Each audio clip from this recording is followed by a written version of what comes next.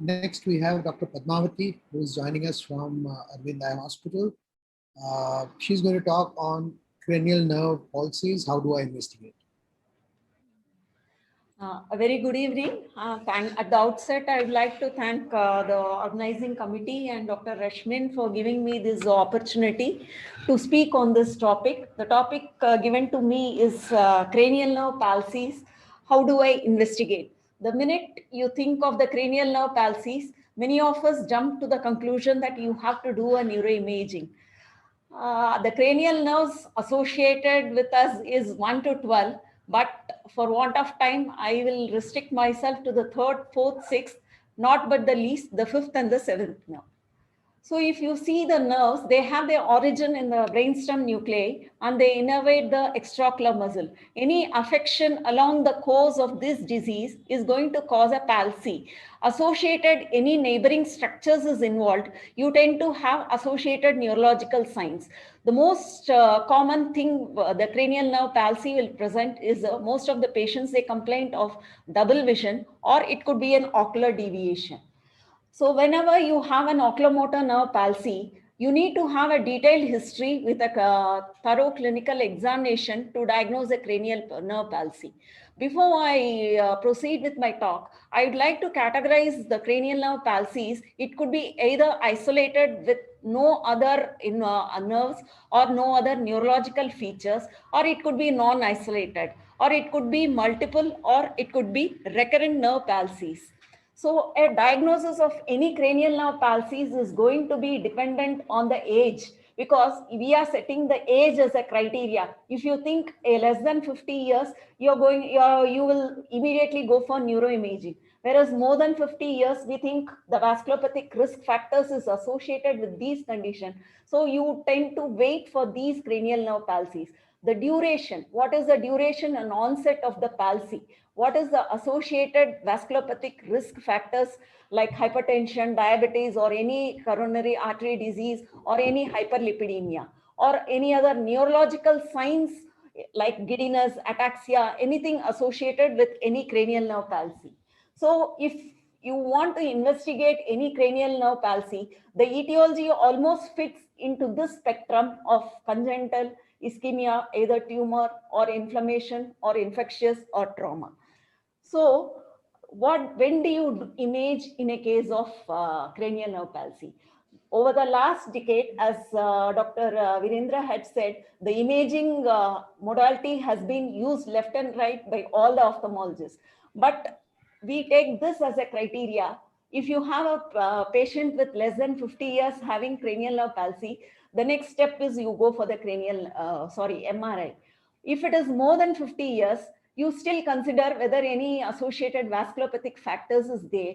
So the imaging modality comes when you have associated neurological factors, or a progressive course of double vision, or long-standing double vision, or a known history of carcinoma. There is always a debate in this, whether when you have an isolated oculomotor nerve palsy, whether you are going to neuroimage first, because this debate has been going on for the past 1 decade. This was one article where they had their neurological, what was the use of imaging ophthalmologists versus neurologists. If you take the neurologists, all the neurologists, they image all cranial nerve palsies presenting to them. And whereas the ophthalmologists, 2 out of 5 of them, they image the patients because they were concerned about the clinical features as well as the characteristics. This was one major prospective study which had assessed whether neuroimaging is needed early in acute isolated cranial nerve palsy. This study was taken into account for the patients with microvascular risk factors. So they had a total of around 109 patients with presumed microvascular cause. They found it was 83.5%. The diagnostic yield in these cases was around 16.5%, including the 3rd, 4th, and 6th. Whereas in the 4th and 6th, it was only 4.5%.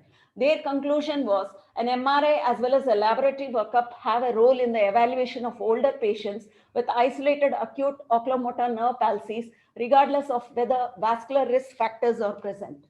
This is actually another coming to our demographics. This is the latest article which was published in the Asia Pacific Academy of Ophthalmology. This was a retrospective study where they found the sixth nerve palsy was a common and ischemia followed by trauma to be the common cause. This is our paper which we had published online. This was a prospective study of 150 cases. We also found the sixth nerve was a common nerve affected and ischemia to be the commonest cause. This is an article which gives you an idea on the etiology of the third, fourth, sixth cranial nerve palsy in the pediatric age group. They found the neoplasia to be the commonest cause, followed by idiopathic and inflammation as the next. So moving on to the individual nerves, whenever you think of a third nerve palsy, you always, the next thing you come to that comes to our mind is the aneurysm. So there are two factors which will always help you in guiding the diagnosis. One is the ptosis, whether it is complete or incomplete, or whether there is any pupil involvement, because these are the two important signs which will necessitate or order you to go for imaging. So the relative risk of aneurysm is higher when you have a pupil involving third nerve palsy with total impairment of extraocular muscles, or it could be an incomplete third nerve palsy with pupil involved.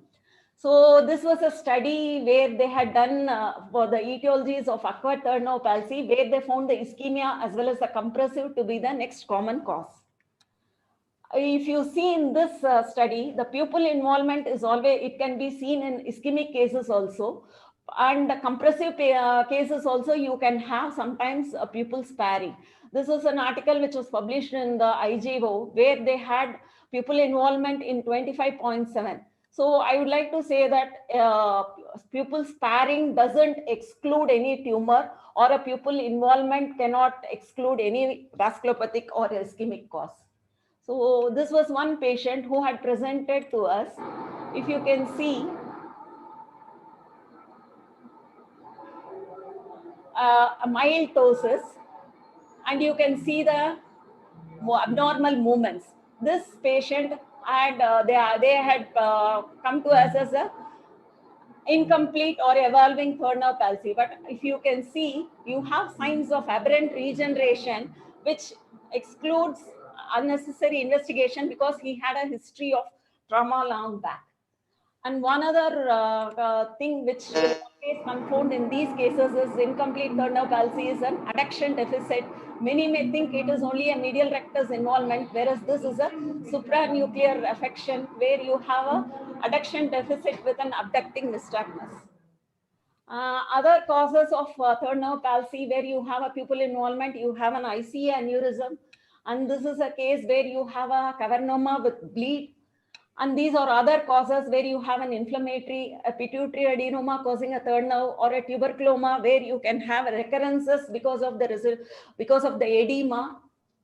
So in a case of isolated third nerve palsy, always rule out a fourth nerve, the pupil, as well as whether the palsy is complete or incomplete, whether you have any signs of aberrant regeneration.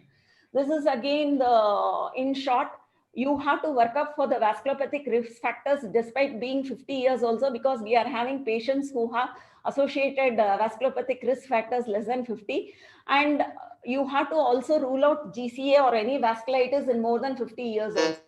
The next is the fourth nerve palsy, which is more common with head trauma. And you have a congenital nerve palsy with large vertical fusional amplitude. This is so when you have a fourth nerve palsy, always rule out a bilateral fourth nerve. If it is not, you have to rule out a congenital.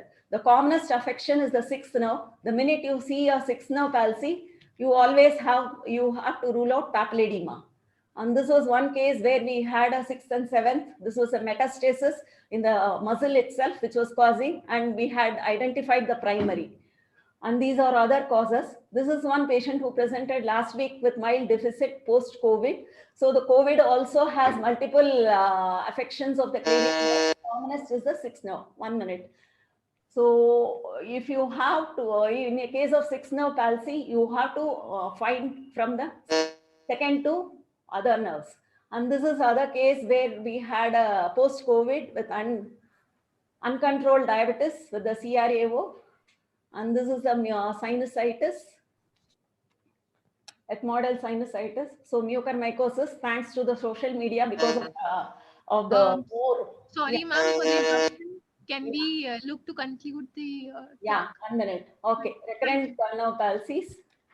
So to conclude, I will always say that if a third nerve palsy, you have to look for pupil involvement. Fourth nerve palsy, rule out congenital. Sixth nerve, first establish if it is isolated. And if it is multiple oculomotor nerve palsies, you have to look for all the, in this pandemic, for the mucormycosis. Recurrent nerve palsies, always keep your questionnaire alive till you find out why. Thank you. Thank you so much, Dr. Padmavati. Before we go to the next speaker, maybe we can take one comment. 1 or 2 comments. I think, hello. Yes, Dr. Padmavati. Yeah, I'm Dr. Pandey. I was just saying that there's this debate about imaging and not imaging, is between the ophthalmologists and neurologists. They always like to image and we like to wait and then image. So I think that will, obviously it is a difficult situation and we have a lot of ischemic issues, a lot of diabetes and hypertension. So I think with us, little bit of wait and watch is probably relevant because we have a large population which have uncontrolled diabetes and hypertension, and the incidence of ischemic etiologies we see far more, I think, frequently, as you would agree with me. So I think little wait is better. And the isolated palsy like papilledema comes, it is not isolated anymore. So for isolated palsy, like fourth nerve palsy is quite often isolated because there is very little which is around this. Third nerve palsy and sixth nerve, if they're not ischemic, they tend to be non-isolated, maybe. Can I ask one question to Dr. Yes. Padmavati? Yes, Professor. Yes. Dr. Padmavati, you said there was a people involving third nerve palsy in ICA. Which part of the ICA aneurysm was? The main internal, in the cavernous sinus, it was in the cavernous sinus. There will be multiple nerve involvement then. No, I had almost 2 or 3 cases presenting unilateral. One was bilateral ICA aneurysm, and one was Because having, in cavernous sinus ICA aneurysm, 6 is the first one to be involved. but we had more of third. That lies just in the So that is cavity because 6 lies in the cavity, while the third lies in the wall of the cavernous sinus.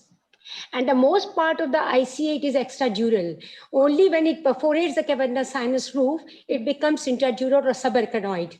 And at that part, the third nerve is very way away from that. It's the optic nerve, which is much more compressed in the aneurysm. To be a PCA aneurysm, if it is third nerve, to be a PCA. Other than direct ICA aneurysm. All right.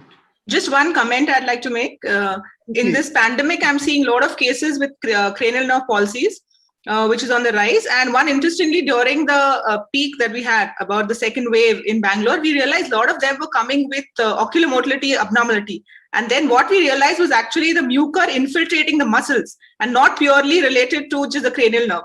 But now with the wave coming down and mucor being controlled, it is less. But getting infiltration of the muscles was something interestingly that we found. Oh, interesting. So one is neurogenic, one is myogenic. So one Let's is move on to optical attack syndrome, which is neurogenic, and then this is direct infiltration, which is probably more of a myogenic and sort of restrictive etiology. So Yes. both components could be there, I think. We need to work it out and do probably a BT and C. Yes, yes. Can I ask a question to Dr. Jyoti, please?